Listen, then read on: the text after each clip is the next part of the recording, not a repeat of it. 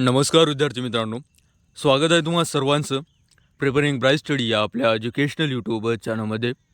मित्रांनो, आजच्या व्हिडिओच्या माध्यमातून आपण आदिवासी विकास विभाग भरती गट ड चौकीदार या पदाची संभाव्य प्रश्नपत्रिका पाहणार आहोत. या सिरीजची ही आपली तिसरी टेस्ट आहे.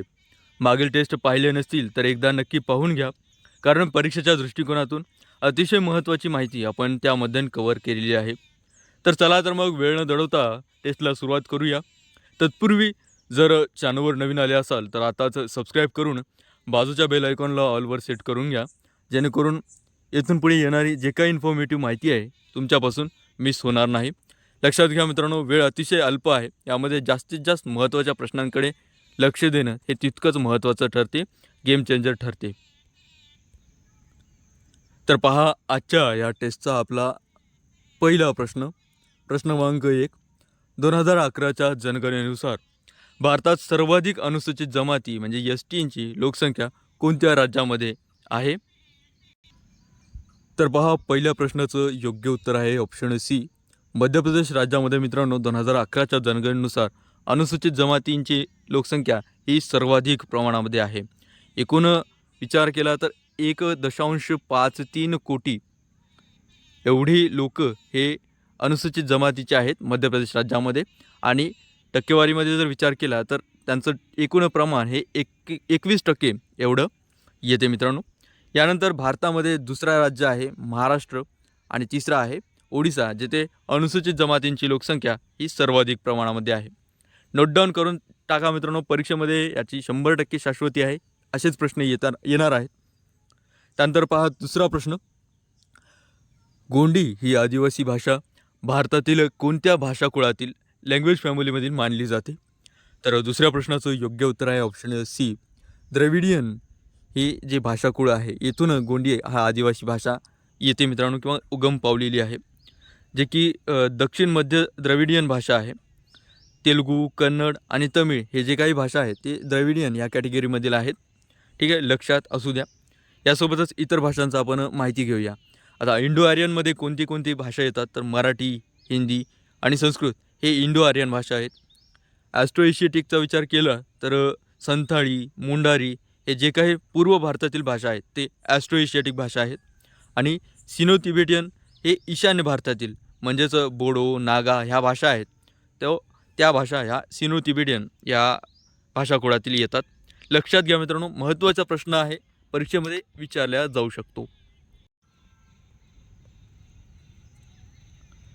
तर पुढील प्रश्न क्रमांक 3, वारली आदिवासींच्या शोषणाविरुद्ध कम्युनिस्ट पक्षाच्या नेतृत्वात ऐतिहासिक वारली उठाव 1945 कोणी घडवून आणला? तर तिसऱ्या प्रश्नाचं योग्य उत्तर आहे ऑप्शन बी, गोदावरी परुळेकर यांनी वारली आदिवासींच्या शोषणाविरुद्ध कम्युनिस्ट पक्षाचा ऐतिहासिक वारली उठाव हा घडवून आणलेला होता. मित्रांनो, लक्षात घ्या, पालघर परिसरात वेठबिगारी, जमीन शोषण विरोधात आदिवासींचा लढा त्यांनी उभारलेला होता. सोबतच गोदावरी परुळेकर यांचे एक महत्त्वाचं पुस्तक आहे, जेव्हा माणूस जागा होतो. ठीक आहे, लक्षात घ्या. यासोबतच पहा, अनुताई वाघ यांचंसुद्धा एक महत्त्वाचं पुस्तक आहे, कोसबाडच्या टेकडीवरून, ज्याची माहिती आपण मागील टेस्टमध्ये सखोलरित्या पाहिलेली आहे. जर ती टेस्ट पाहिली नसेल तर पाहून घेऊ शकता. मेधा पाटकर या नर्मदा बचाव आंदोलनाचे संबंधित आहेत, त्या प्रणेत्या होत्या. आणि ताराबाई मोडक यांनी कोसबाडचं प्रकल्पामध्ये बालवाडी आणि अंगणवाडीसाठी त्यांनी लढा केलेला आहे. ठीक आहे, तर पाहूया पुढील प्रश्न क्रमांक 4, भारतात एकूण किती अतिमागास आदिवासी जमाती मान्यता प्राप्त आहेत? तर पहा मित्रांनो, भारतामध्ये एकूण जी अतिमागास आदिवासी जमाती एवढी मान्यता आहे ते आहे 75, म्हणून याचं ऑप्शन बी योग्य ठरते. लक्षात घ्या मित्रांनो, एकूण 75 ज्या अतिमागास आदिवासी जमाती आहेत त्या भारतामधून जर 18 राज्यांचा विचार केला, 18 राज्य आणि एक केंद्रशासित प्रदेश जे की अंदमान आणि निकोबार हे आहेत.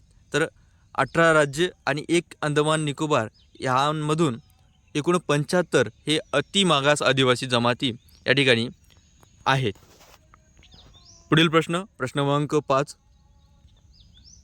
आदिवासींना जमिनीचे वाटप आणि वन हक्क प्रमाणपत्र पट्टा कोणत्या कायद्याअंतर्गत दिले जाते? पहा मित्रांनो, एकदम महत्त्वाचा इम्पॉर्टंट प्रश्न क्रमांक 5. आदिवासींना जमिनीचे वाटप आणि वन हक्क प्रमाणपत्र हे भारतीय वन कायदा वन हक्क कायदा म्हणजेच FRA 2006 या अन्वये दिले जाते.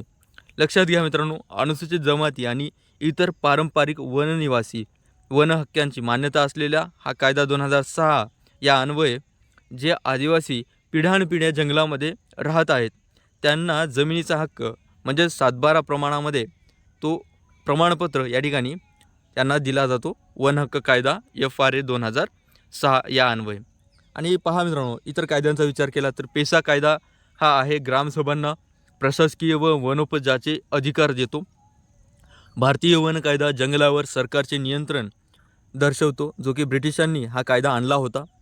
वन्यजीव संरक्षण कायदा सर्वांना माहीत असेल, 1972चा हा कायदा, ज्याद्वारे वाघ, हत्ती यांसारखे जे काही वन्यजीव आहेत त्यांच्या संरक्षणासंदर्भात हा कायदा आहे मित्रांनो. ठीक आहे, 1-2 वेळेस जर तुम्ही ह्याचं वाचन केलं तर नक्कीच तुम्हाला लक्षात राहील. प्रश्न क्रमांक 6. कोरकू ही आदिवासी जमात महाराष्ट्रात प्रामुख्याने कोणत्या भागामध्ये आढळते? तर 6व्या प्रश्नाचं योग्य उत्तर आहे ऑप्शन ए, मेळघाट, अमरावती येथे मित्रांनो कोरकू ही आदिवासी जमात प्रामुख्याने आढळते. लक्षात घ्या, सातपुडा पर्वतरांगांमधील अमरावती जिल्ह्यामधील मेळघाट आणि चिखलदरा परिसरामध्ये हे आदिवासी जमात यांचं वास्तव्य अधिक प्रमाणात आहे. भामरागड गडचिरोली येथे मित्रांनो माडियागोंड आणि माडियागोंड ही जमात आढळते. जव्हार जे की पालघर या ठिकाणी आहे तर तेथे वारली, कातकरी, मल्हार कोळी ही आदिवासी जमात आढळते. किनवट येथे मित्रांनो कोलाम, परधान आणि अंध जमाती या आदिवासी जमाती प्रामुख्याने वास्तव्य करतात. लक्षात घ्या मित्रांनो, TCSने बऱ्याचदा या असे प्रश्न विचारलेले होते, त्यामुळे आदिवासी आपल्या परीक्षेमध्ये सुद्धा हा प्रश्न विचारला जाऊ शकतो. प्रश्न क्रमांक 7. आदिवासी विकास विभागाच्या स्वयंरोजगार योजना राबवण्यासाठी खालीलपैकी कोणती संस्था नोडल एजन्सी म्हणून काम करते? तर 7व्या प्रश्नाचं योग्य उत्तर आहे ऑप्शन सी, शबरी महामंडळ हे आदिवासी विकास विभागाच्या स्वयंरोजगार या योजना राबवण्यासाठी नोडल एजन्सी म्हणून कार्य करते. ठीक आहे, हे महाराष्ट्र शासनामार्फत राबवले जाते मित्रांनो, लक्षात असू द्या. पुढील प्रश्न पाहूया. प्रश्न क्रमांक 8. आदिवासींच्या शोषणमुक्तीसाठी आणि हक्कांसाठी उभारलेल्या उलगुलान या महाबंडाचे नेतृत्व कोणी केले? तर 8व्या प्रश्नाचं योग्य उत्तर आहे ऑप्शन ए, मित्रांनो बिरसा मुंडा यांनी आदिवासींच्या शोषणाविरोधात उलगुलान हा महाबंड त्यांनी पुकारला होता. लक्षात घ्या, 1899 ते 1900 हा जो काळ होता, या काळामध्ये मित्रांनो त्यांनी हे आंदोलन उभारलेले होतं. छोटा नागपूर म्हणजेच आत्ताचं जे काही झारखंड आहे या ठिकाणी ते जमीनदार आणि ब्रिटिश राजवटीच्या विरोधात भगवान बिरसा मुंडा यांनी हे बंड पुकारलेलं होतं. आणि उलगुलान म्हणजेच काय होते तर महाविद्रोही असा त्याचा अर्थ होतो. ठीक आहे, लक्षात असू द्या. यासोबतच पहा, सिदो आणि कान्हो यांनी 1855ला संथाळांचा बंड पुकारला होता आणि त्याचे जे काही नेतृत्व आहे त्यांनी सिदो आणि कान्हो यांनी केलेले होते. राघोजी भांगरे यांनी महाराष्ट्रामधील अहिल्यानगर, नाशिक, ठाणे ह्या पट्ट्यामधील जे काही कोळी आदिवासींचे बंड होते त्याचं नेतृत्व राघोजी भांगरे यांनी केले. खाजा नाईक यांनी मित्रांनो 1857चा जो उठाव होता खानदेशाकडून किंवा सातपुडा प्रदेशामधून, तर त्याचं नेतृत्व त्यांनी केलेलं होतं. ठीक आहे, लक्षात असू द्या. प्रश्न क्रमांक 9. आदिवासी क्षेत्रातील तातडीच्या आणि स्थानिक गरजा पूर्ण करण्यासाठी न्यूक्लियस बजेट योजना कोणत्या स्तरावर राबवली जाते? तर 9व्या प्रश्नाचं योग्य उत्तर आहे ऑप्शन बी, प्रकल्प अधिकारी PO या स्तरावर स्थानिक गरजा पूर्ण करण्यासाठी न्यूक्लियस बजेट ही योजना राबवल्या जाते. प्रश्न क्रमांक 10. महाराष्ट्र शासनाची आदिवासी विद्यार्थ्यांसाठी असलेली आकांक्षा ही योजना कशाशी संबंधित आहे? तर आकांक्षा ही योजना जी आहे मित्रांनो ती UPSC आणि MPSC स्पर्धा परीक्षा मार्गदर्शनासाठी आदिवासींसाठी ही राबवलेली एक योजना आहे. त्यानंतर पाहूया पुढील प्रश्न. प्रश्न क्रमांक 11. पेसा कायद्याअंतर्गत बोलावण्यात येणाऱ्या ग्रामसभेचे अध्यक्षपद कोण भूषविते? 11व्या प्रश्नाचं योग्य उत्तर आहे ऑप्शन सी, ग्रामसभेने निवडलेले संबंधित आदिवासी व्यक्ती हा पेसा कायद्याअंतर्गत ग्रामसभेचे अध्यक्षपद भूषवतो. लक्षात घ्या मित्रांनो, या सामान्य ग्रामपंचायतीसारखं सरपंच हे याचे अध्यक्ष नसतात पेसा क्षेत्रामध्ये. ठीक आहे, लक्षात असू द्या. त्यानंतर पुढील प्रश्न पाहूया. प्रश्न क्रमांक 12वा. ऐतिहासिक संथाळ बंड 1855-56 या काळामध्ये झालेले, त्याचं नेतृत्व खालीलपैकी कोणी केलेले होतं? तर 12व्या प्रश्नाचं योग्य उत्तर आहे ऑप्शन बी. आताच पाहिल्याप्रमाणे सिधो आणि कान्हू यांनी संथाळा बंडाचे नेतृत्व केलेले होते. हे कोठे झाले होते? तर झारखंड आणि बंगालच्या परिसरामध्ये हे आंदोलन झालेले होते. त्यानंतर पाहूया पुढील प्रश्न. प्रश्न क्रमांक 13वा. कालबेलिया हे युनेस्कोने मान्यता दिलेले प्रसिद्ध आदिवासी लोकनृत्य कोणत्या राज्याचे आहे? तर 13व्या प्रश्नाचं योग्य उत्तर आहे ऑप्शन बी. राजस्थान येथील कालबेलिया हे आदिवासी लोकनृत्य प्रसिद्ध आहे मित्रांनो. ठीक आहे, लक्षात घ्या. आता सामान्य विचार केला तर गुजरातचे गरबा आणि डांगी नृत्य आहेत. ठीक आहे, आणि ओडिसाचं संथाळी नृत्य आहे आणि पश्चिम बंगालचे छाऊ नृत्य आहेत. ठीक आहे, लक्षात घ्या, नोट डाऊन करा. प्रश्न क्रमांक 14वा. सरहुल हा निसर्ग आणि साल वृक्षाच्या पूजेचा प्रमुख आदिवासी सण खालीलपैकी कोणत्या राज्यात साजरा केला जातो? अतिशय प्रसिद्ध असा सरहुल जो सण आहे तो कोणत्या राज्यामध्ये साजरा केला जातो? याचं योग्य उत्तर आहे ऑप्शन बी. झारखंड या राज्यामध्ये मित्रांनो सरहुल हा सण साजरा केला जातो. ठीक आहे, लक्षात घ्या. महाराष्ट्रामध्ये प्रसिद्ध सण आहेत गणेशोत्सव, दिवाळी, गुढीपाडवा. ठीक आहे, तमिळनाडूमध्ये आहेत पोंगल. ठीक आहे, हिमाचल प्रदेशमध्ये आहे हलदा. हे जे उत्सव आहे ते हिमाचल प्रदेशमध्ये अतिशय प्रसिद्ध सण आहे. प्रश्न क्रमांक 15वा. अतिदुर्गम भागातील आदिवासी व वंचित गटातील मुलींना शिक्षणाच्या प्रवाहात आणण्यासाठी केंद्र शासनाची कस्तुरबा गांधी बालिका विद्यालय KGBV ही योजना कोणत्या इयत्तेतील मुलींसाठी आहे? तर 15व्या प्रश्नाचं योग्य उत्तर आहे ऑप्शन बी. इयत्ता 6वी ते इयत्ता 12वीपर्यंत कस्तुरबा गांधी बालिका विद्यालय ही योजना राबवली जाते आदिवासी आणि वंचित गटातील मुलींना शिक्षणाच्या प्रवाहात आणण्यासाठी.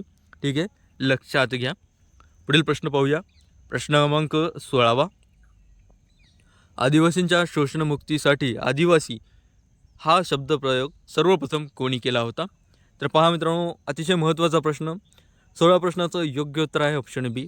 अमृतलाल विठ्ठलदास ठक्कर, ज्यास ठक्कर बापा असे सुद्धा म्हणतात, तर त्यांनी हे आदिवासी हा शब्दप्रयोग सर्वप्रथम केला होता. लक्षात घ्या मित्रांनो, ठक्कर बापा यांची आपण बरीच माहिती मागील टेस्टमध्ये पाहिलेली आहे. हे आदिवासी समाजाशी अतिशय महत्त्वाचे व्यक्ती आहेत. जर ते टेस्ट पाहिली नसेल तर नक्की पाहून घ्या, चॅनलवरती आहे मित्रांनो. पुढील प्रश्न पाहूया आपण. प्रश्न क्रमांक 17वा. कोणत्या परिस्थितीत राष्ट्रपती 5 वर्षांचा कार्यकाळ पूर्ण होण्यापूर्वी पद सोडू शकतात? तर 17व्या प्रश्नाचं योग्य उत्तर आहे ऑप्शन बहा. एक राजीनामा देऊन असा आहे आणि दुसरा आहे महाभियोग. तर दोन्ही या ठिकाणी योग्य ठरतात, म्हणून ऑप्शन सी याचं योग्य उत्तर होईल. विधान 1 व विधान 2 हे दोन्ही बरोबर. महाभियोगाद्वारे सुद्धा किंवा राजीनामा देऊन सुद्धा राष्ट्रपती आपलं पद सोडू शकतात. महाभियोग म्हणजे मित्रांनो त्यांना राष्ट्रपतींना पदावरून काढून टाकण्याची एक प्रक्रिया आहे, जी की कलम 61 नुसार ही प्रक्रिया चालवली जाते. ठीक आहे. त्यानंतर प्रश्न क्रमांक 18वा. सूर्य मंदिर कोणत्या राज्यात आहे? तर पहा मित्रांनो, सूर्य मंदिर हे ओडिसा या राज्यामध्ये आहे. ठीक आहे, लक्षात घ्या मित्रांनो. आणि महत्त्वाची बाब म्हणजे कोणार्क या ठिकाणी हे मंदिर अतिशय प्रसिद्ध आहे. ठीक आहे, कोणार्क येथील सूर्य मंदिर आहे. तर पुढील प्रश्न क्रमांक 19. सत्यशोधक समाजाची स्थापना महात्मा ज्योतिबा फुले यांनी कोणत्या वर्षी केली? तर 19व्या प्रश्नाचं योग्य उत्तर आहे ऑप्शन डी. 1873ला सत्यशोधक समाजाची स्थापना महात्मा ज्योतिबा फुले यांनी केली होती, पुणे या ठिकाणी. लक्षात घ्या मित्रांनो, एक्झॅक्ट तारीख 24 सप्टेंबर 1873ला पुणे या ठिकाणी महात्मा ज्योतिबा फुले यांनी सत्यशोधक समाज स्थापना केलेली होती. पुढील प्रश्न क्रमांक 20. मूलभूत कर्तव्यांची संकल्पना कोणत्या देशाकडून घेण्यात आली होती? तर मूलभूत कर्तव्यांची संकल्पना मित्रांनो रशिया या राज्याकडून घेण्यात आलेली होती. तर भारत देशाने इतरसुद्धा देशांकडून वेगवेगळे काही गोष्टी ज्या आहेत ते घेतलेले आहेत. तर ते कोणकोणती घेतलेली आहेत हे तुम्हाला कमेंट करून सांगायचं आहे मित्रांनो. ठीक आहे. तर आजचा हा टेस्ट अशा पद्धतीचा होता मित्रांनो. माहिती जर आवडली तर व्हिडिओला लाईक करा, मित्रांसोबत शेअर करा, टेलिग्राम ग्रुप जॉईन करायला विसरू नका. कारण ह्या सर्व PDFs तुम्हाला फ्रीमध्ये आपण तिथे प्रोव्हाइड करीत असतो. तर मित्रांनो, भेटूया अशाच प्रकारच्या पुढील इन्फॉर्मेटिव्ह व्हिडिओसोबत. तोपर्यंत धन्यवाद.